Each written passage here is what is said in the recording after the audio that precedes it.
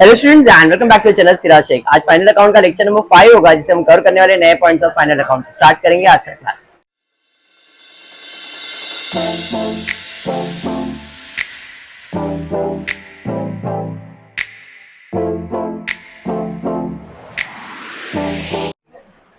Text book page number 43 some number 8। Sir ध्यान से, जो भी मैं स्टेप्स कर रहा हूं जरा इधर ही फोकस करना और सीधा बोर्ड की तरफ। आराम से बैठने की जरूरत नहीं है, सब स्टेप्स को इधर देखो अच्छे से, ठीक है क्या।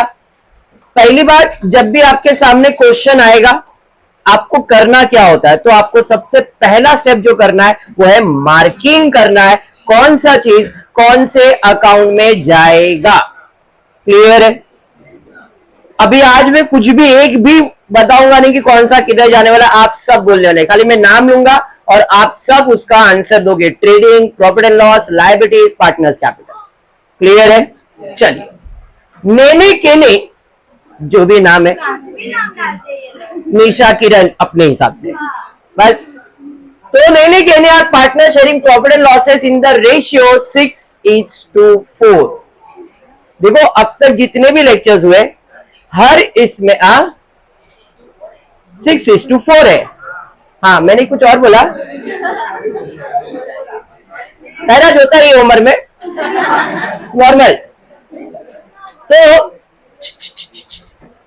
अब तक जितने भी सम्स हमने किए सब में अलग अलग प्रॉफिट शेयरिंग रेशियो आया। अगर प्रॉफिट शेयरिंग रेशियो दिया तो कभी बोला कैपिटल रेशियो, कभी बोला था कि भाई आपको इक्वली बांटना है, और आज बोला गया इन द रेशियो 6:4। अगर आप चाहो तो इसको छोटा भी कर सकते हो 6:4 को, दैट इज 6:4। तो हम इसे छोटा करेंगे और 2 2 2 3 इस रेशियो में भी प्रॉफिट को बांट सकते हैं। लेकिन सर मेरे को नहीं समझ में आ रहा है, 6:4 का मतलब बता दो। तो 6:4 का मतलब है 6/10, 4/10। 6 + 4 कितना होता है? तो जो भी प्रॉफिट आएगा वो दो पार्टनर में बंटने वाला है, नेने और केने में। बट कौन से रेशियो में? 6:4 मतलब 6/10, 4/10। और अगर आपने इसको छोटा कर दिया है तो 3/5, 2/5, वन एंड द सेम। 2 3 2 5 2 2 2 5। देखो सेम ही आएगा। तो आपको 6:4 से कैंसिल करना है तो भी चलेगा, 3:2 से कैंसिल करना है तो भी चलेगा। Any doubt? 100% क्लियर? इसमें किसी को भी डाउट है क्या? तो पहला पॉइंट इस सम का क्या था? Profit sharing ratio. अगर प्रॉफिट शेयरिंग रेशियो नहीं दिया है तो जो भी प्रॉफिट या जो भी लॉस आएगा वो पार्टनर्स में इक्वली बटेगा।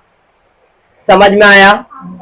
अगर प्रॉफिट शेयरिंग रेशियो नहीं दिया है तो जो भी प्रॉफिट है जो भी लॉस है वो पार्टनर्स में इक्वली बटेगा। क्लियर? प्रॉफिट शेयरिंग रेशियो दिया है तो जो रेशियो दिया है उस रेशियो में आपको बांटना है। डन है यहां तक? चलिए फिर बढ़ेंगे आगे। इतना तो क्लियर हो गया। From the following trial balance and adjustment given below, prepare trading and profit and loss account for the year ended 31 मार्च, जो भी आपको दिया होगा। चलिए एक एक करके स्टार्ट करेंगे। सबसे पहला है कैपिटल। एनीवन? कहां जाएगा? Partners capital. Very good. तो ये जाएगा पार्टनर्स कैपिटल अकाउंट में। उसके बाद डेटर्स, लाइबिलिटीज कौन बोला भाई? Debtors asset, creditors rent. Very good. Stock, very good. Premises, तो ये कुछ नया आ गया है सर, हमको नहीं मालूम है सर। प्रीमाइसेस मतलब प्रॉपर्टी। अब प्रॉपर्टी वर्ड यूज करे, प्रीमाइसेस वर्ड यूज करे, सब दोनों का मतलब एक ही है। तो प्रीमाइसेस या प्रॉपर्टी आपका क्या होता है? Asset. Salary, discount, motor vehicle, sales, purchase, office expenses. अच्छा वेजेस बोलो, wages, office expenses, bank overdraft, क्यों ऐसा? आपने बैंक से उधार लिया है, very good, as a loan, इसलिए वो आपकी लाइबिलिटीज है, very good. Returns, trading account. Next, उसके बाद प्रोविडेंट फंड इन्वेस्टमेंट, कल ही पढ़ाया है। इन्वेस्टमेंट है तो असेट है, very good. Cash in hand, provident fund contribution,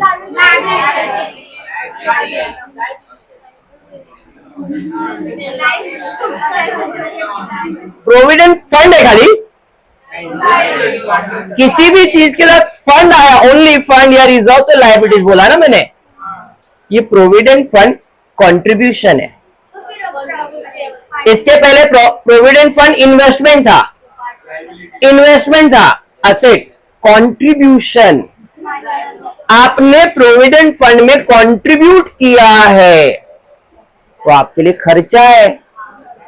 contribution देना मतलब एक्सपेंस ना, कंट्रीब्यूशन निकालना मतलब एक्सपेंस, और एक्सपेंस कहां जाता है? समझ में आया? हाँ, provident fund investment, provident fund contribution, समझना है। इसमें 4 चीज है। एक तो है सिर्फ provident fund, only provident fund आया, सिर्फ प्रोविडेंट फंड, तो कहां जाएगा? क्यों? किसी भी चीज का फंड ऐड हो गया, खाली लायबिलिटीज है। लेकिन ये पीएफआई हो गया, प्रोविडेंट फंड इन्वेस्टमेंट हो गया, असेट्स। समझ में आया? हाँ, लेकिन ये पीएफसी हो गया, प्रोविडेंट फंड कंट्रीब्यूशन। कंट्रोल कर रहे हो मतलब एक्सपेंस है, और एक्सपेंस कहां जाता है? Profit and. समझ में आया? उसके बाद है interest on provident fund, the last one. 4 चीज आएगा प्रोविडेंट फंड में, एक ही समय भी आ सकता है, अलग अलग समय भी आ सकता है। क्या है? Interest on provident fund. अब सिर्फ ये देखना है कि ये असेट पे दिया, मतलब डेबिट पे दिया है या क्रेडिट पे दिया है। इंटरेस्ट में 2 चीज रहेगा, डेबिट या तो क्रेडिट। अगर डेबिट में दिया है तो ऐड करेंगे पीएफआई में, और क्रेडिट में दिया है तो ऐड करेंगे पीएफ में। सर क्या? वापस सुनो, प्रोविडेंट फंड इन्वेस्टमेंट है, प्रोविडेंट फंड सिर्फ प्रोविडेंट फंड है। आप प्रोविडेंट फंड में इन्वेस्ट कर रहे हो, क्यों? आपको ब्याज मिलने वाला है, हाँ या नहीं? Anything received is my asset, और वो हमेशा कौन से साइड पे रहेगा? तो इंटरेस्ट ऑन पीएफ दिया है डेबिट साइड पे, तो इन्वेस्टमेंट में हम क्या करेंगे? जो इन्वेस्टमेंट किया उसका इंटरेस्ट है। समझ में आया?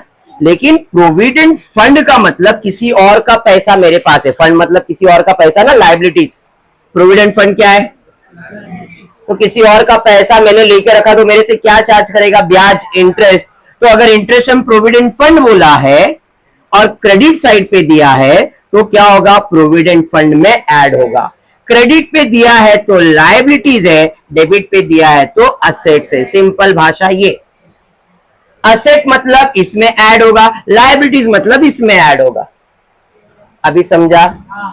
तो प्रोविडेंट फंड बोला है तो लायबिलिटीज, प्रोविडेंट फंड इन्वेस्टमेंट बोला है तो असेट, और इंटरेस्ट डेबिट पे दिया है तो असेट है तो इसमें ऐड होगा।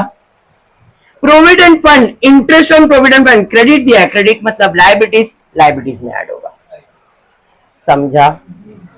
हाँ, अब सिर्फ ध्यान से इसी चीज के ऊपर फोकस करना है कि जो इंटरेस्ट दिया है वो डेबिट पे है या क्रेडिट पे है। अंडरस्टूड? डेबिट पे दिया है, असेट है, इसमें ऐड कर दो।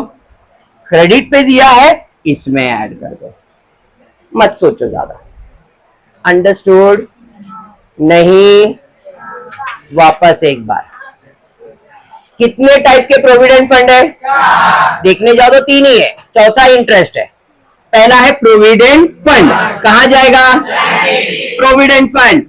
Provident fund, provident fund, provident fund. किसी भी चीज के साथ फंड आया तो लायबिलिटी, किसी भी चीज के साथ फंड आया तो लायबिलिटी, किसी भी चीज के साथ फंड आया तो लायबिलिटी, बराबर है। Provident fund investment, investment is my asset, investment is my asset, investment is my asset. समझ में आया क्या? जब मैं पैसा लगाऊंगा तो मुझे ब्याज चाहिए, जब पैसा लूंगा तो ब्याज देना है नहीं? तो अगर मैं पैसा ले रहा हूं, लोगों से ले रहा हूं, तो इधर ब्याज पे करना है, और अगर मैं पैसा इन्वेस्ट कर रहा हूं तो यहां पे रिसीव करना है। फर्क समझ रहा है नहीं? Anything receivable is my asset, और असेट मतलब debit. Anything payable is my liability, और लायबिलिटीज क्या होता है? अरे बात समझ में आ गया है नहीं? तो इन दोनों के ऊपर क्या रहता है? इंटरेस्ट। तो अगर डेबिट में इंटरेस्ट दिया है, डेबिट पे इंटरेस्ट दिया है तो वो किधर आ जाएगा? इन्वेस्टमेंट में। और क्रेडिट पे इन्वेस्टमेंट दिया है तो किधर आ जाएगा? प्रोविडेंट फंड में। तो जो इंटरेस्ट दिया है खाली उसको देखना है, डेबिट है या क्रेडिट है। डेबिट है तो इन्वेस्टमेंट, क्रेडिट है तो लायबिलिटीज। अंडरस्टूड? बचता है तीसरा बेचारा कंट्रीब्यूशन, खर्चा है। खर्चा मतलब प्रॉफिट एंड लॉस। ठीक है, अभी पक्का? चाहिए तो अच्छे से लिख के ले लो तुम्हारे भाषा में, बट कंसेप्ट तो यही है। ठीक है, पक्का? हाँ, अभी लिखने वाले हो क्या? लिखने वाले तो फट से लिख के ले लो। ठीक है, समझ में आ गया प्रोविडेंट फंड क्या है? सबको समझा है? हाँ, पक्का? चलिए ठीक है, लिख लिया? चलो फिर गायब करता हूं, वीडियो में देख लेना और लिख के ले लेना।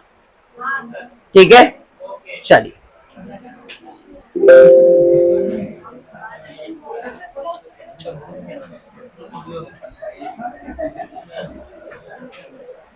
चलो स्टार्ट कर दे। कहां पहुंच गई थी? प्रोविडेंट फंड, इन्वेस्टमेंट, कंट्रीब्यूशन तक हो गया था, बराबर है। नेक्स्ट प्रोविडेंट फंड कहां जाएगा? क्लिकर हो रहा है बेटा, क्लिक कर देना उसके ऊपर, हरी क्लिक कर दे। गया? Very good.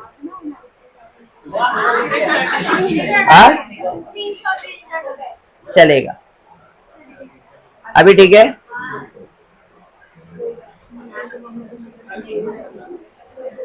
चल डन यहां तक। अभी प्रोविडेंट फंड रिजिता किधर जाएगा? प्रोविडेंट फंड अभी बताया मैंने, प्रोविडेंट फंड है तो liabilities. Cash at bank asset, interest on provident fund investment. इधर लिखा तो इन्वेस्टमेंट है या नहीं? बट जो अमाउंट दिया है वो क्रेडिट साइड पे दिया है। क्लियर? Very clear. क्रेडिट पे दिया है या नहीं? हम क्या करेंगे? प्रोविडेंट फंड में ऐड कर देंगे। कुछ टीचर्स बोलेंगे कि भाई ये इनकम है, प्रॉफिट एंड लॉस में भी दिखा दो। फर्क नहीं पड़ता है, दोनों आंसर राइट है। Interest on provident fund investment credit side पे दिया है तो लायबिलिटीज है, और डेबिट साइड पे दिया है तो असेट है। ठीक है? हाँ, तो अभी के लिए मेरी क्या बन जाएगी? वो लायबिलिटीज हम प्रोविडेंट फंड में ऐड कर देंगे, बताया ना मैंने। नेक्स्ट उसके बाद क्या है? ड्रॉइंग कहां जाएगा? बैड डेट्स, आरडीडी, बराबर ना? Marking clear? Adjustment. Closing stock के लिए किसी को मार्क करेंगे क्या? आउटस्टैंडिंग वेजेस एंड सैलरी किसको मार्क करेंगे? Wages and. उसके बाद डेप्रिशिएट मोटर व्हीकल किसको मार्क करेंगे? किसको? Very good. Right of bad debts 5000 and provide RDD 5% on country debtors किसको मार्क करेंगे?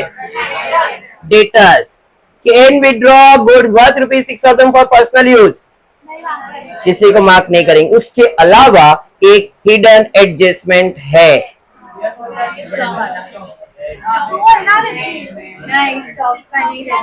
क्या है दूसरा? बता, मैंने कितनी बार बोला स्टॉक के साथ डेट रहता है उसको मार्क नहीं करते। रेट 10 मंथ्स के लिए दिया है, मतलब वो एक हिडन एडजस्टमेंट भी है। डन? डन। सनी ध्यान नहीं है बेटा, सनी इधर ध्यान दे। डन है सबका यहां तक? पक्का? चलिए हमने मार्किंग कर लिया, स्टार मार्क कर दिया। अब फॉर्मेट बनाते फट से और पोस्टिंग करना चालू करें। फॉर्मेट के अंदर कौन से अकाउंट बनते हैं? एक trading account, profit and loss, partners capital और बैलेंस शीट। बराबर है।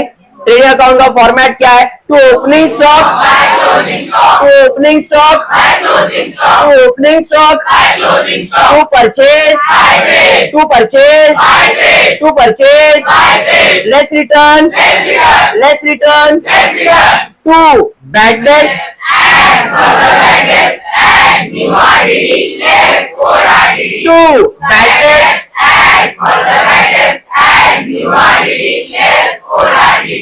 To drawing, to drawing, to drawing, capital, capital, capital, D for, D for, D for, add further, add new, add further, add new, चलो। ये adjustment आया है तो skip तो करना ही नहीं है। अमाउंट दिया है तो फर्दर बैक डैश में लिख दो, माइनस करो, उसके बाद परसेंटेज निकालो, निवाडेडी निवाडेडी। और वो अगर दोनों दिया है, अमाउंट भी दिया है और परसेंटेज दिया है, मतलब वो एडजस्टमेंट 2 मार्क का है। अमाउंट वाला 1 मार्क हो गया और परसेंटेज वाला 1 मार्क हो गया। इन शॉर्ट 2 मार्क्स हो जाते हैं फिर। तो ऐसे एडजस्टमेंट को तो छोड़ना ही नहीं है। आप क्लोजिंग स्टॉक सॉल्व करोगे 1 मार्क, ये दोनों अमाउंट सॉल्व करोगे 2 मार्क, मतलब आपके टोटल 3 मार्क के तो एडजस्टमेंट पहले ही फॉर्मेट के अंदर आ गए। समझ में आया? तो इसके लिए स्किप नहीं करना है। ओके, चलिए स्टार्ट करेंगे पोस्टिंग करना। चलिए पोस्ट करते, सबसे पहला है कैपिटल। कहां जाएगा? पार्टनर्स कैपिटल में। क्रेडिट साइड पे दिया है, मतलब बाय बैलेंस ब्रॉट डाउन है ये। लेने का नहीं कितना है? 15 लाख 10 लाख। बराबर। क्रेडिट का अमाउंट क्रेडिट पे जाएगा, डेबिट का अमाउंट डेबिट पे जाएगा। यहां पे डेबिट क्रेडिट कॉलम बना के दिया ट्रायल बैलेंस में। इसके पहले डेबिट साइड और क्रेडिट साइड होता था, अभी डेबिट कॉलम और क्रेडिट कॉलम है। अमाउंट एक ही बार में सब ले, सॉरी जो आपके आइटम्स है वो एक ही साथ लिखे, अमाउंट डेबिट क्रेडिट किया है खाली वो लोग ने, तो ध्यान से। डेटर्स कहां जाएगा? असेट। ऑलरेडी फॉर्मेट में फिल इन द ब्लैंक कर देंगे। 4.5 लाख 4.5 लाख। क्रेडिटर्स 3 लाख कहां जाएगा? लायबिलिटी साइड पे डायरेक्टली, आउटर कॉलम में कोई एडजस्टमेंट उसके ऊपर भी नहीं है। नेक्स्ट साजिद, उसके बाद दिया है स्टॉक, सॉरी रेंट 10 मंथ्स के लिए, कहां जाएगा? Profit and loss. क्योंकि उसके ऊपर एडजस्टमेंट है तो अमाउंट कहां जाएगा? इनर कॉलम में। प्रॉफिट एंड लॉस में 2 रेंट, इनर कॉलम में 10,000। ठीक है क्या? उसके बाद क्या दिया है? स्टॉक कहां जाएगा? ट्रेडिंग अकाउंट में। 5,35,500। 500 भी है क्या? एक बार चेक कर लेना, अमाउंट चेक कर लेना। 5,35,500 उधर दिख रहा है और इधर नहीं है। 500 है ना, तो इधर टाइप नहीं हुआ है बट उधर कोई आंसर में है बराबर। ठीक है, यस। आगे बढ़ते, उसके बाद प्रीमाइसेस कहां जाएगा? असेट में। इधर टी लिखा है, असेट में जाएगा। अपन ने मार्किंग बराबर किया था, यहाँ पे उन लोगों ने एडिट नहीं किया है, यहाँ पे आ जाएगा ये असेट्स। तो असेट साइड पे जाएंगे, कोई एडजस्टमेंट तो नहीं है, directly outer column. Clear? Next उसके बाद क्या है? प्रीमाइसेस के बाद सैलरीज कहां जाएगा? Profit and loss. Star mark भी किया, मतलब एडजस्टमेंट है। तो रेंट के नीचे एक लाइन छोड़ दिया, सैलरी 50,000। बराबर। कहीं ध्यान दे बेटा। डिस्काउंट, अब जरा ध्यान देना, यहाँ पे जो अमाउंट दिया है वो डेबिट में भी दिया है और क्रेडिट में भी जाएगा। किधर? Profit and. जब मैं डिस्काउंट का पोस्टिंग कर रहा हूं तो मुझे प्रॉफिट एंड लॉस में ही लिखना है, खाली ध्यान रखना है डेबिट का अमाउंट डेबिट में लिखूंगा और क्रेडिट का अमाउंट क्रेडिट में। तो डेबिट में कितना है? 800, तो टू डिस्काउंट, क्योंकि इसके बाद एडजस्टमेंट था, एक लाइन छोड़ दिया आउटर कॉलम में। क्रेडिट में भी दिया है तो bye discount profit and loss में ही जाएगा, इसलिए नीचे ही लिख रहा हूं, ऊपर नहीं लिख रहा हूं। तो बाय डिस्काउंट 950 आउटर कॉलम। अरे समझा? सेम इंटरेस्ट के साथ भी आएगा, सेम कमीशन के साथ भी आएगा। इंटरेस्ट, कमीशन, ब्रोकरेज, ये सब खर्चा भी होता है, फायदा भी होता है। अगर क्रेडिट पे दिया है तो इनकम है, डेबिट पे दिया है तो एक्सपेंस है। सर ऐसा क्यों? क्योंकि आपको प्रॉपर्टी मालूम है, debit all expense and losses, credit all incomes and, तो जो भी एक्सपेंसेस होता है वो हमेशा डेबिट साइड पे होता है और जो भी इनकम होता है वो हमेशा क्रेडिट साइड पे होता है।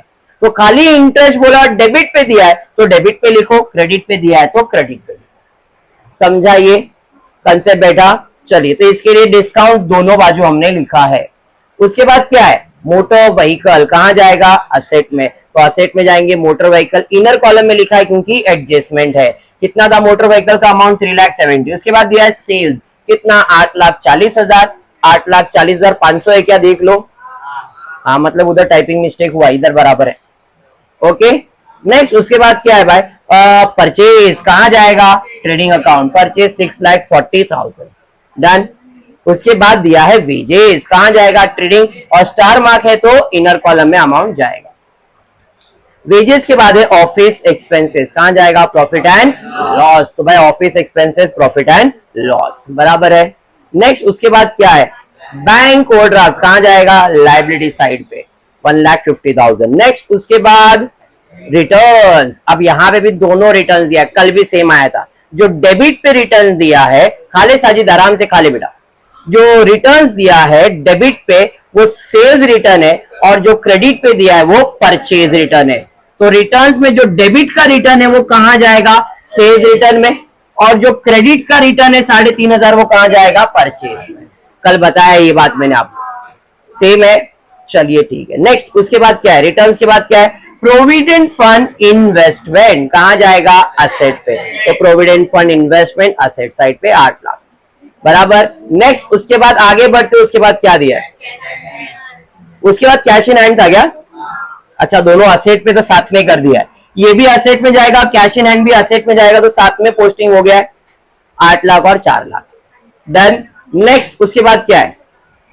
प्रोविडेंट फंड कॉन्ट्रीब्यूशन कहां जाएगा? Contribution profit and 1 lakh, done है। नेक्स्ट उसके बाद provident fund is my liability, inner column में क्यों लिखा मैंने इसको? उसके ऊपर इंटरेस्ट ऐड करना है ना, बस इसलिए। इंटरेस्ट ऑन प्रोविडेंट फंड था ना क्रेडिट साइड पे, वो ऐड करना इसलिए इनर कॉलम में लिखा है, ठीक है। नेक्स्ट उसके बाद आगे बढ़ेंगे, क्या है? उसके साथ कैश एट बैंक था शायद, तो वो भी उसका पोस्टिंग इधर ही कर दिया उन्होंने, कैश एट बैंक ही था, देख लेते एक बार। प्रोविडेंट फंड के बाद कैश एट बैंक था 2 lakh, cash at bank 2 lakh. Next उसके बाद इंटरेस्ट ऑन प्रोविडेंट फंड क्या करेंगे? इसके अंदर हम लोग ऐड कर देंगे, कितना है? 42,000, डन है। फिर ड्रॉइंग कहां जाएगा? पार्टनर्स के अंदर 20,000 15,000। बैड डेट्स कहां जाएगा? Profit and loss. आरडीडी कहां जाएगा? Profit and loss. 3,500 3,350 और 3,700 डेबिट पे दिया है तो बैड डेट्स, और क्रेडिट पे दिया है तो ओल्ड आर्ट। Posting clear? ऐसा कोई जिसको पोस्टिंग नहीं समझा है? एनीवन? इतना कर सकते हो क्या?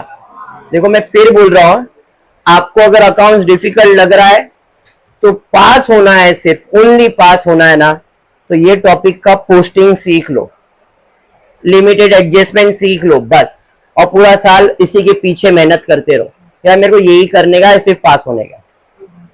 बट मैं एक्सपेक्ट ये करता हूं कि when you are coming to the class, तो तुम पास होने के लिए नहीं आ रहे हो। When you are coming in the class, you are coming for percentage. खाली पास होने की नियत से क्लास में नहीं आना है, परसेंटेज के नियत से क्लास ज्वाइन करते हम लोग। तो उस बेसिस के हिसाब से अगर मैं बात करूं, तो अगर कोई पॉइंट नहीं समझता है तो उसी टाइम पे पूछो, मैं एक्सप्लेन करूंगा, चाहे वीडियो रिकॉर्ड हो रहा है नहीं हो रहा है वो अपने जगह पे, तुम तुम्हारा डाउट रखो, हो सकता है तुम्हारा डाउट जो वीडियो देख रहा है उसको भी सेम रहेगा, तो उनको भी डाउट क्लियर हो जाएगा। समझ में आ रहा है? तो जो भी रहेगा क्लियर बोलो, पेट पूजा अपन करते रहेंगे, लेकिन डाउट पहले क्लियर करेंगे, ठीक है। चलिए स्टार्ट करते हैं। मैंने पोस्टिंग वगैरह कर लिया साजिद, अब क्या करूंगा मैं? एडजस्टमेंट सॉल्व करूंगा। साजिद ध्यान देना बेटा, एडजस्टमेंट सॉल्व करूंगा। पहला एडजस्टमेंट गुफरान के लिए, क्लोजिंग स्टॉक 3,60,000 कहां जाएगा? इसका 2 इफेक्ट। अब गुफरान बहुत है अपने पास, हाँ गुफरान, क्लोजिंग स्टॉक का 2 इफेक्ट कहां जाएगा? हाँ, एक क्रेडिट में एक डेबिट में। वाह क्या आंसर दिया है भाई, हम लोग को मालूम ही नहीं था कि एडजस्टमेंट का एक क्रेडिट और एक डेबिट होता है। इधर पे नहीं। चलो ध्यान दो, क्लोजिंग स्टॉक का दो इफेक्ट कहा जाएगा अगर आपको कोई पूछता है तो क्लोजिंग स्टॉक का मतलब सचिव गुड्स होता है, और गुड्स का एक इफेक्ट जो होता है वो ट्रेडिंग अकाउंट में जाता है। अब क्लोजिंग स्टॉक तो फॉर्मेट में ही आपके डेबिट क्रेडिट सोचना ही नहीं है, ओपनिंग डेबिट और क्लोजिंग क्रेडिट है, तो अपने को क्लोजिंग स्टॉक 3,60,000 दिया, इधर चुपचाप लिख देंगे 3,60,000, बराबर है। इधर हो गया क्रेडिट, दूसरा इफेक्ट देने का डेबिट। अब स्टॉक मेरा प्रॉपर्टी है, प्रॉपर्टी मेरे लिए एसेट है, एसेट साइड पे 3,60,000। अरे समझा? हो गए दो इफेक्ट, एसेट मतलब डेबिट और ये हो गया क्रेडिट। डन। आने वाला एडजस्टमेंट है 101%। सेकेंड एडजस्टमेंट पे जाएंगे, outstanding wages 3,000, salary 2,000, favourite outstanding add prepaid net, outstanding add prepaid net, outstanding add prepaid net. तो ऐड करना है वेजेस में, ऐड करना है सैलरी में, तो add outstanding wages 3,000, add outstanding salary 2,000। अरे समझा क्या? ऐड करने से इफेक्ट सेम होता है, माइनस करने से इफेक्ट बदल जाता है। डेबिट साइड पे ऐड किया, डेबिट इफेक्ट, डेबिट साइड पे ऐड किया, डेबिट इफेक्ट। ऐड करने से इफेक्ट सेम ही होगा, मतलब ये जो 3,000 और 2,000 एडजस्टमेंट से आया है, हमने डेबिट साइड पे ऐड किया, मतलब डेबिट इफेक्ट दे दिया है। अब इसी अमाउंट का क्रेडिट इफेक्ट भी देना है, समझ में आएगा? आउटस्टैंडिंग मतलब देने का बाकी है, देने का बाकी है मतलब लायबिलिटीज है, तो लायबिलिटी साइड पे आउटस्टैंडिंग एक्सपेंसेस हेडिंग डाल दिया, उसमें वेजेस कितना बाकी है 3,000, सैलरी कितना बाकी है 2,000। लायबिलिटीज मतलब क्रेडिट, तो ये हो गया क्रेडिट इफेक्ट और ये हो गया डेबिट इफेक्ट। समझ में आ गया? पक्का समझा? बढ़े आगे। नेक्स्ट, अब ये एडजस्टमेंट भी 2 मार्क के लिए था क्योंकि इसमें दो अमाउंट आ गए। समझ में आया? आगे बढ़ेंगे। उसके बाद है डेप्रिशिएट मोटर व्हीकल बाय 5%, बराबर है। डेप्रिसिएशन का मतलब है असेट का वैल्यू कम करना। 5% कम करना था, 10% 37,000 है या नहीं? 10% 37,000, तो 5% कितना?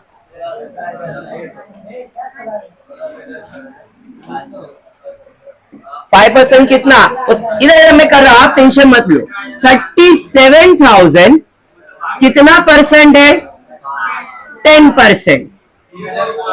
मुझे चाहिए 5%, मुझे कितना चाहिए? 5%, मतलब इसका आधा करना है। 30,000 और 7,000 अमाउंट को अलग अलग कर दिया। 30,000 का आधा आता है 15,000, 7.5 का आधा आता है 3,500। ये था 10% और ये हो गया 5%।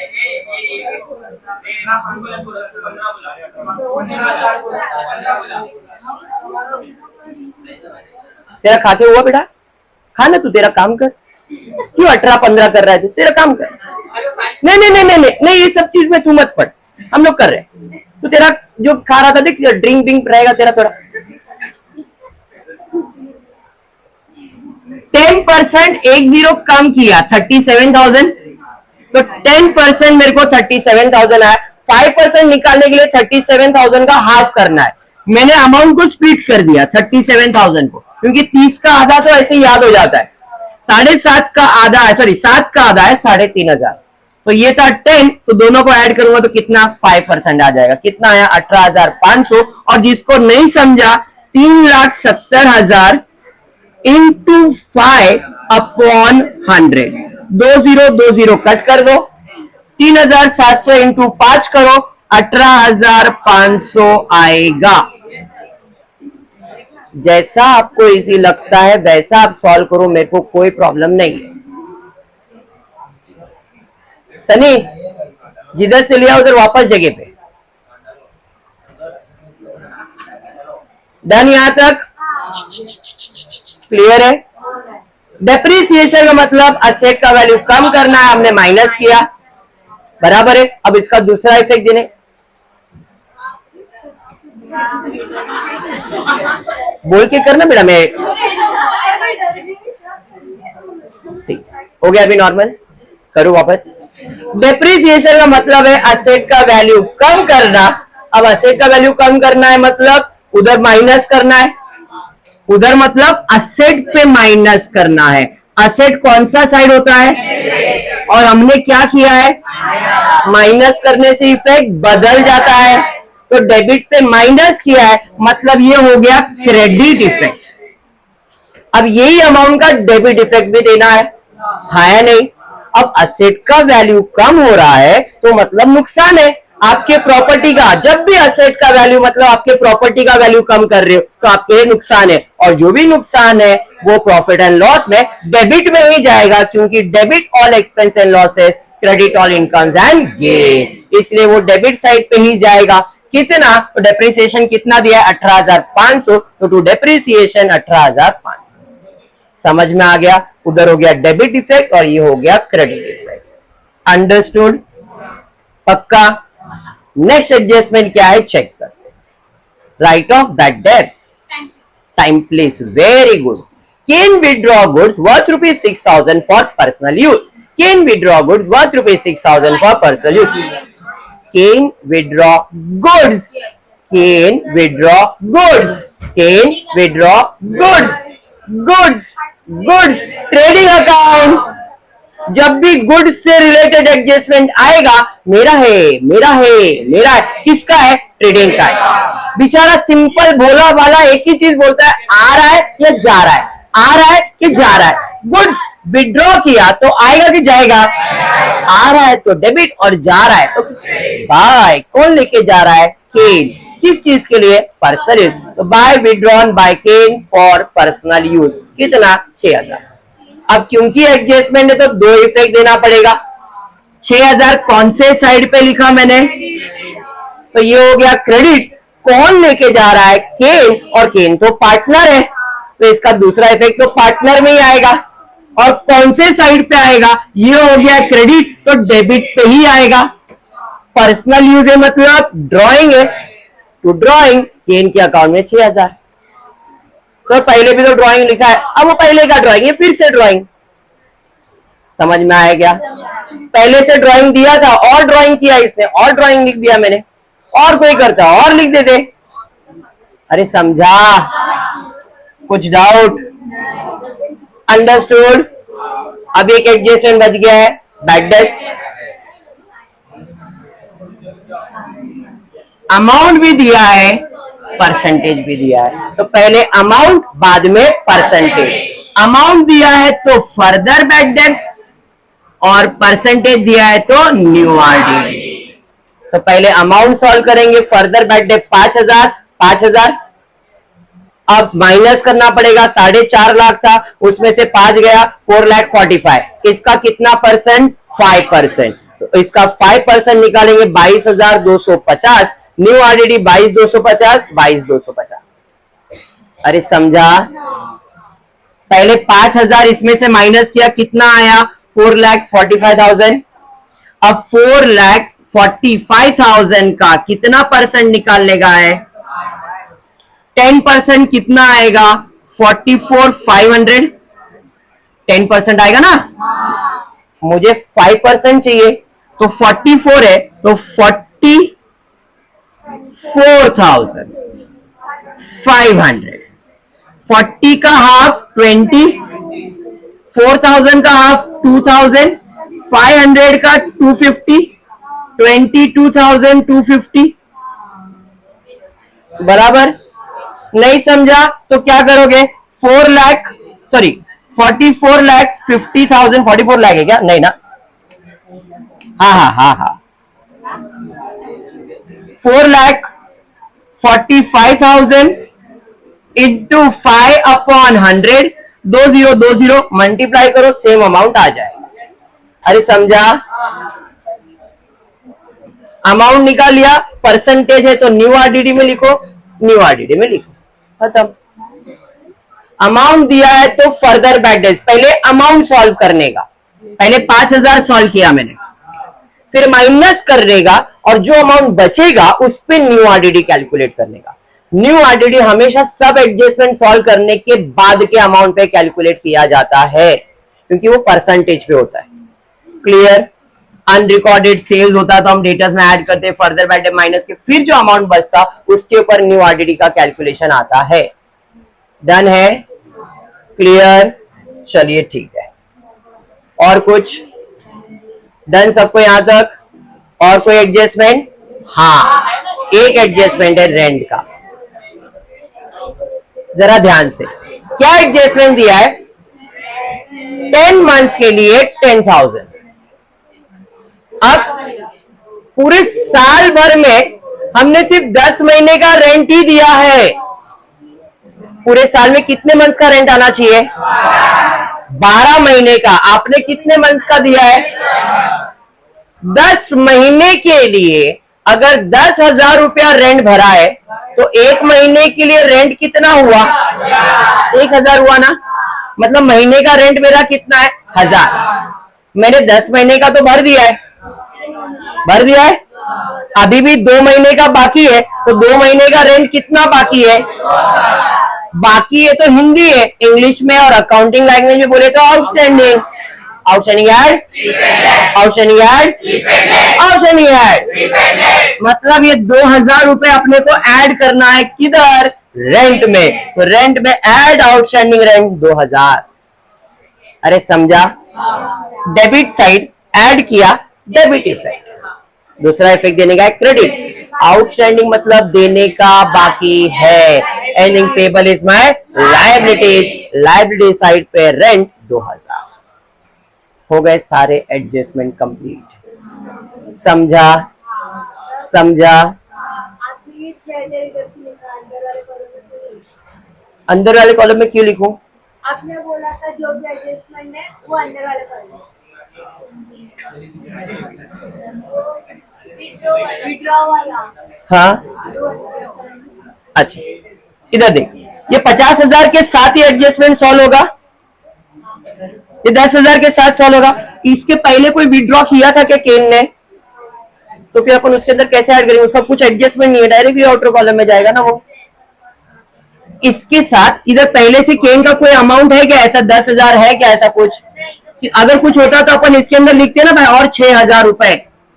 जब कुछ ऐसा इससे रिलेटेड है ही नहीं तो उसको डायरेक्टली बाहर ही लिखूंगा ना मैं अंदर क्यों लिखूंगा उसको जब उससे रिलेटेड कोई एडजस्टमेंट ही नहीं है।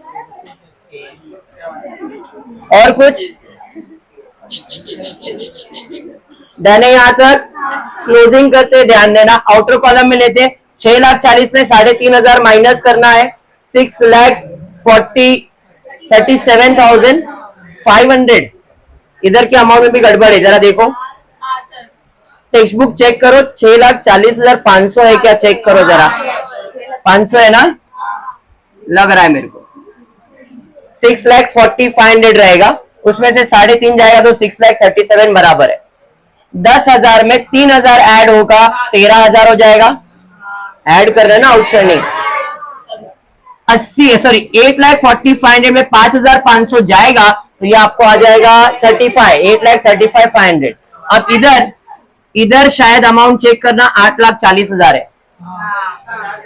सेल्स में देखो 8,40,000 है।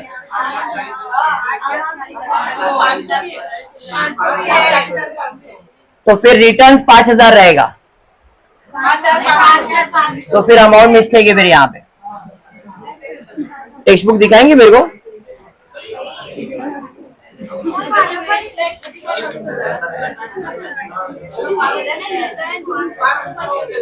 सेल्स का अमाउंट है 8,40,500 और रिटर्न्स है 5,500 बराबर है।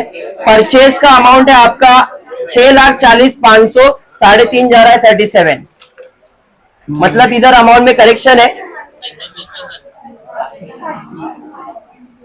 इधर ये परफेक्ट है, ये हो जाएगा 500, मतलब 500 गया 35,000। इधर 500, बाकी कोई प्रॉब्लम नहीं है। डन है? चलिए टोटल ले लेते हैं। मैं मैन्युअली इसके लिए सॉल्व कर रहा हूं, कुछ करेक्शन रहेगा तो समझ में आ जाएगा। ठीक है, 3 0 3 0 3 0 तो 3 0, 5 और 6 11, एक ऊपर, 3 और 1 4, 4 और 6 10, 0 और एक ऊपर, 8 और 1 9, 9 और 3 12, 13 कैसे हो रहा है, 12,01,000, 12,01,000 ये मेरा अमाउंट है। अब इसमें से मुझे माइनस करके आंसर लेना है, 2 0 2 0 2 0 तो 2 0 आ जाएगा, बराबर। ध्यान से 5, सिर्फ 5, ऊपर 5 है और क्या चाहिए अपने को, नीचे 0 चाहिए।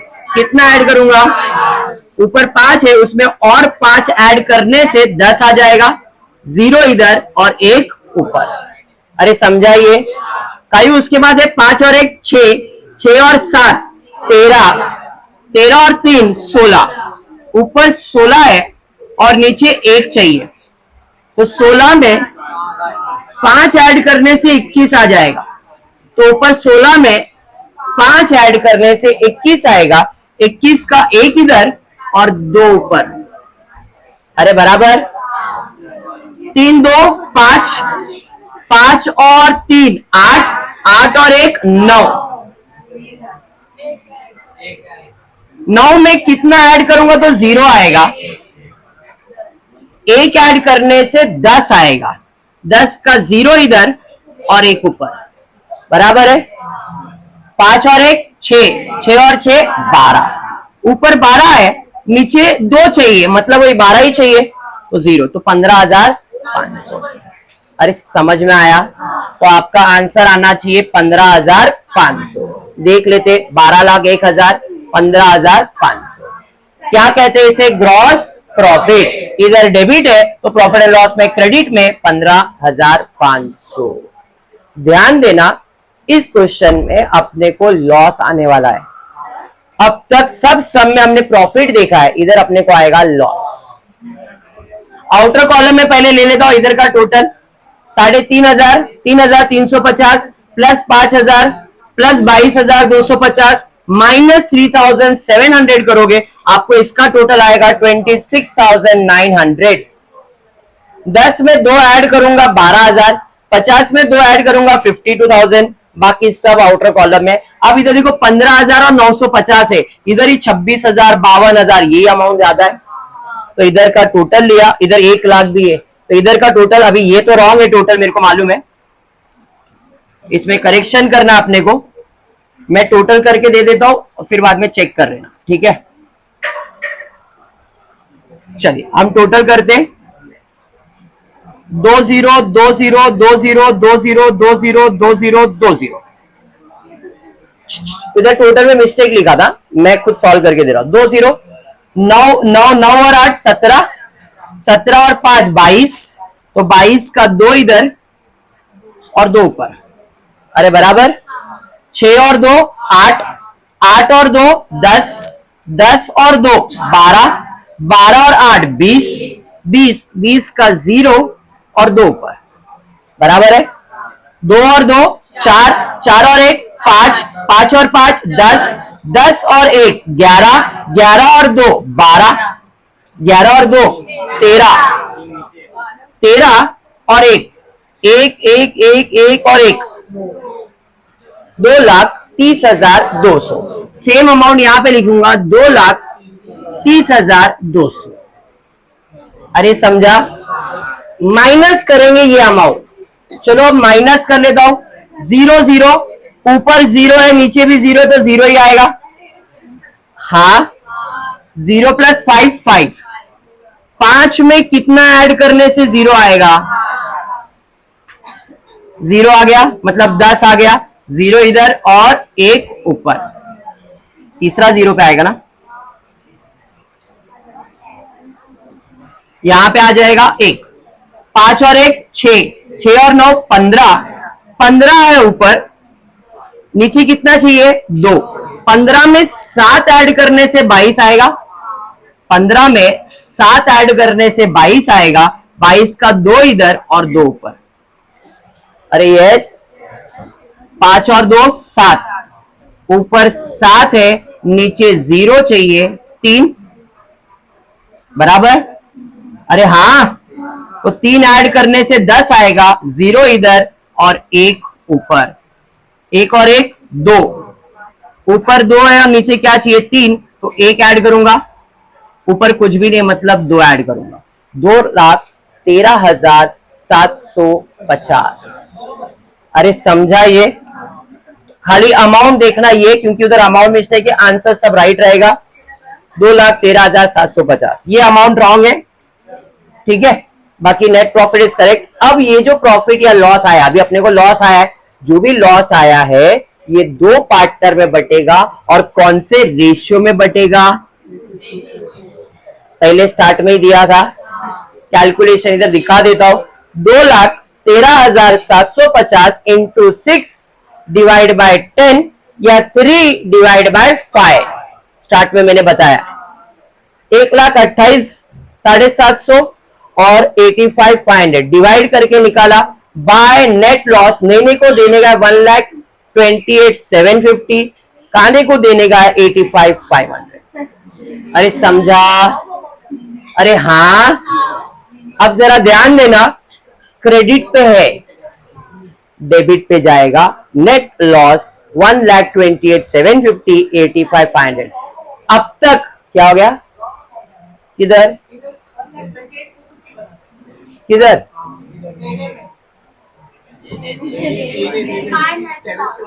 750, तो वो रहेगा मिस्टेक, कैलकुलेशन में कुछ रहेगा, एक बार करके देख लेते। अच्छा कैलकुलेशन करके चेक कर लेते बेटा, जो भी रहेगा कैलकुलेशन देखते।